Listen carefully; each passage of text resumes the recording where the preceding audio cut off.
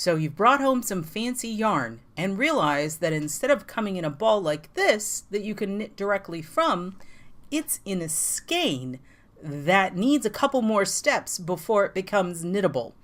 But you don't have any fancy tools? I'm going to show you how to take care of that situation.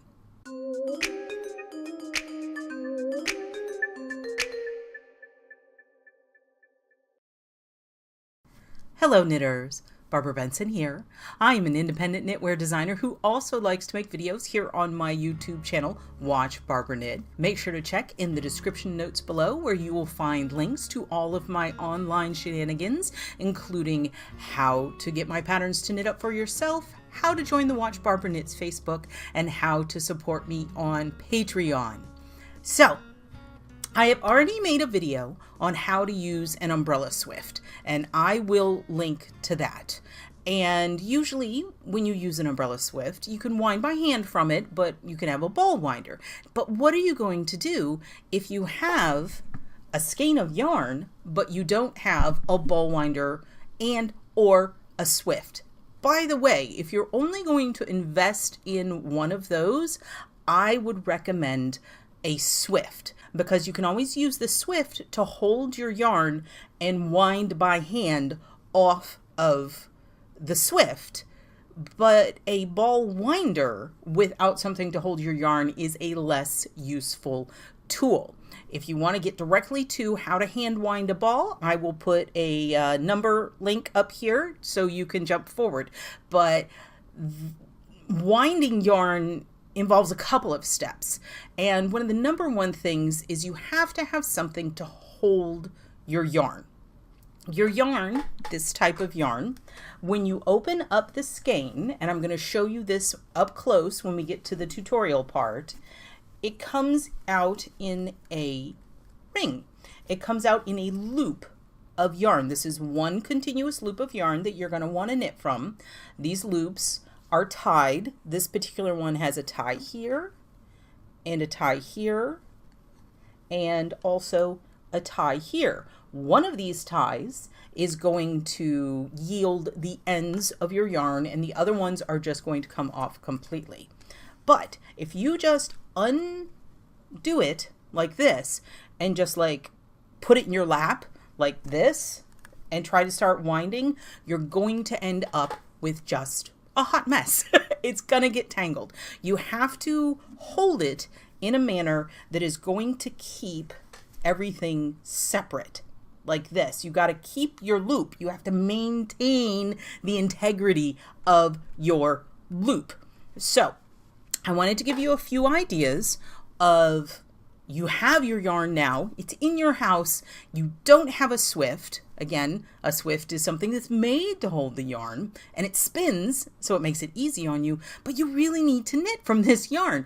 So how can you hold the yarn? I've gone around my house and put yarn in a holding position in pretty much everything I could find that we can MacGyver into holding our yarn. And so I'm going to show you these pictures.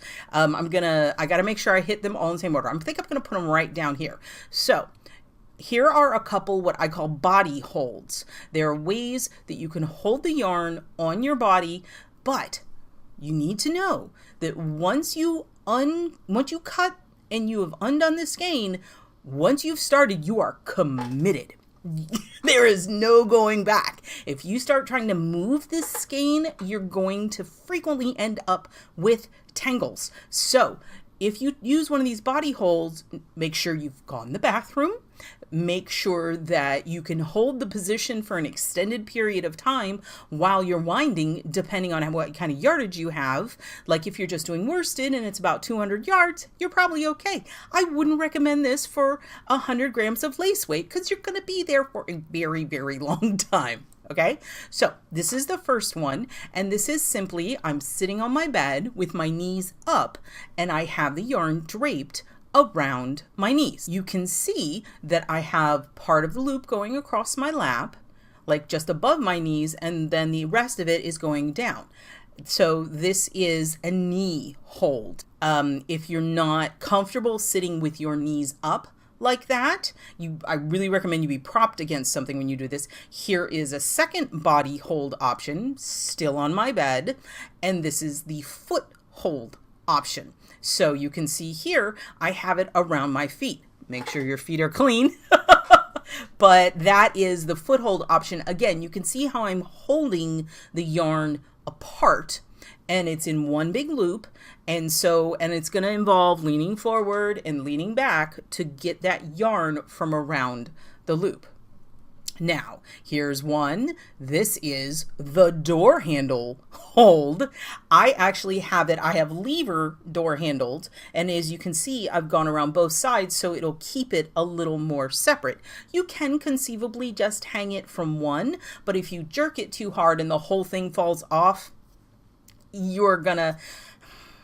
You know when you have holiday lights and after you've taken them down, you really don't care and you just cram them in a box. And then the next year when you pull those holiday lights out, you're like, why did I cram these in the box? And you have to spend an hour or two untangling those lights. Yeah, that's the kind of situation you're going to be in if it all falls on the ground. So I like the two handle wrap. Again, this one you're either going to need to sit in a chair near it or stand near it, and you're again going to be leaning forward and pulling it. Now, if you have a chair that has this type of handles, this is my desk chair. It's what I'm sitting in right now. You can see one of the arms here. I have looped this around the arms. Now, this is one that you might be living a bit dangerously in that if, again, you pull and it pulls it off the front, you can run into problems. I maybe should have hooked it around the back so I was pulling towards me, but that's going to involve leaning forward. But this is definitely an option. If your chair does not have arms like that, here is an office chair where I've put the yarn sort of sash style, like we're in the Girl Scouts, across it. And again, standing or sitting next to it, you're going to be picking it up and moving it around. Again, this is not very secure, so you're going to need to make sure you don't pull it off. If you have some sort of like thumbtacks or something and it's a squishy back chair, you might be able to stick those in to make sure that it doesn't pop forward. So those are two chair holds. And then here we have what I call the two chair hold or the double chair hold. These are bar stools that I have on our lanai, and you can see I've arranged them, and this is good because you could adjust this setup to accommodate different diameters of skeins, big ones or small ones, based on how far apart you put these chairs. So these have very low backs, so it's not going to be a huge deal to pull it off. Now, if you have like real tall backs and it slides all the way down like that, that could be difficult. But I thought I'd show this as an option so that's 3 different chair holds. And then a fourth that we've kind of upgraded to the chaise lounge hold. This is obviously only going to work with a skein that's large enough, but because this is upholstered and it has a little bit of grab, it's probably going to be easier to keep it on, and it is tight around that back. You can see that it just fit over that back, so it isn't going to pop off as easily. So this is another chair back option that you can use.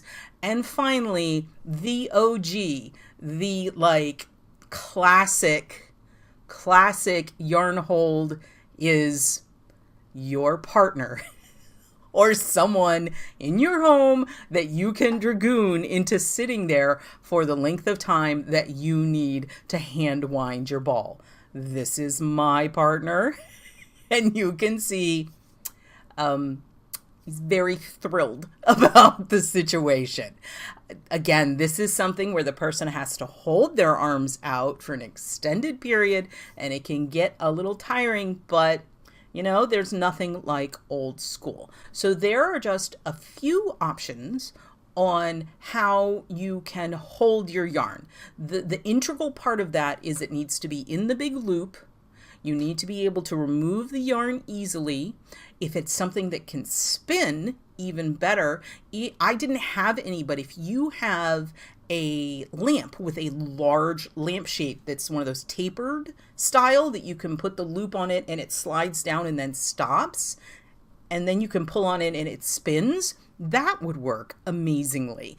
Just be creative, look around your house. Now that you know what you need to do, you might be able to figure out how to achieve that with what you have in your house. Now, we are going to cut to me showing you in more detail the ties and how to hand wind the ball once you have figured out how to hold the skein.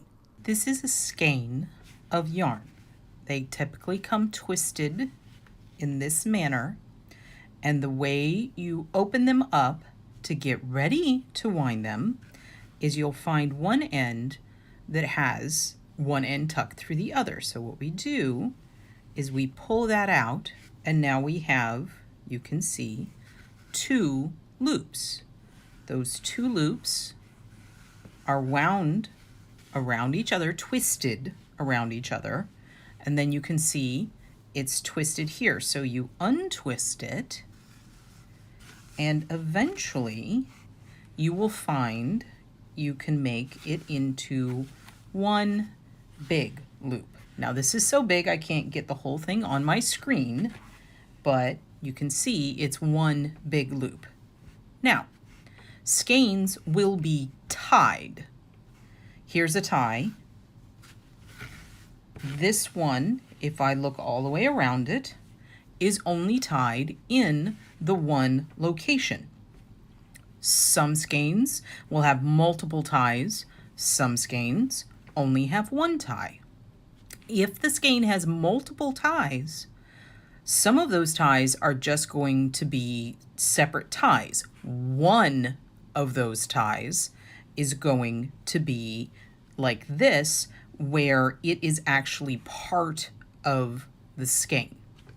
Now, you want to go, before you cut any of these ties, you want to put your skein, the loop opened up like this, on whatever it is you're using to hold the skein. Once it is secure on the holder, only then do you cut these. Once you cut them, it's very, very difficult to remove it from the holder without making a giant mess. So just be ready to do your winding.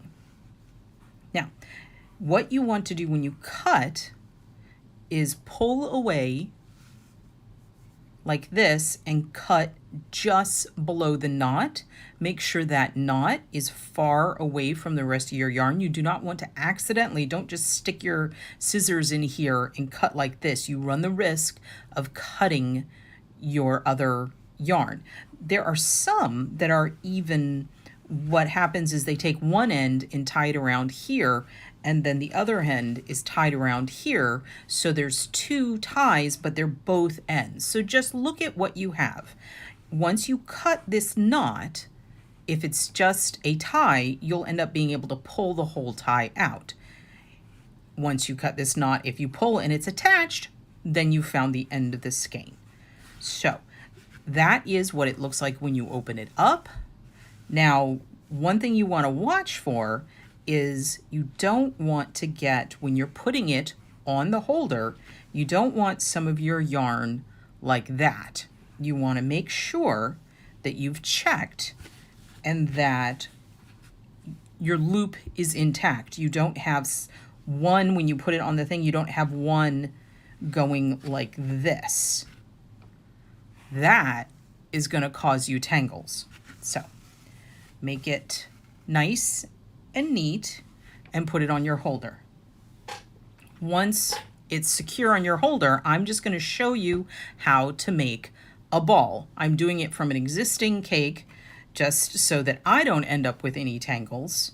And this is not a super fancy way to do it. This is not going to make a center pole ball. This is just how to get the yarn into a situation where it can be knit with. This is how I do it. This isn't, again, a fancy way. So you take a little bit of yarn, hold it, and I just wrap it around my fingers a few times to get a base to work with. right? So I've got these few loops.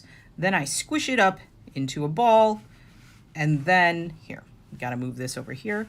I start wrapping. Man, so much fuzz. I just start wrapping. You see there?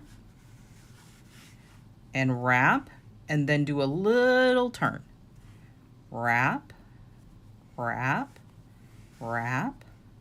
And every time I wrap, I'm rotating it just a tiny little bit with my fingers. It doesn't look like anything yet. This ball not cooperating. So you just keep on wrapping and rotating and wrapping and rotating and wrapping and rotating. And I'll probably speed this up so that y'all can see it go a little bit more.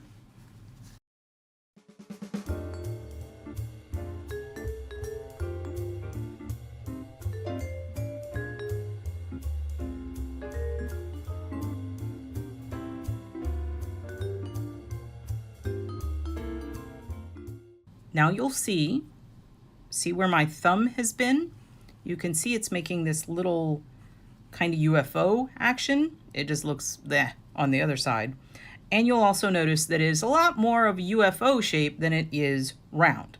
If you want to try to really make a round ball, what I do is after I've gotten a little disc here, I then shift how I'm gripping it. And so now I'm holding it with the disc's edges and wrap some more. And then what I'm doing is as I'm wrapping, oh, see, look how it did that? Yeah.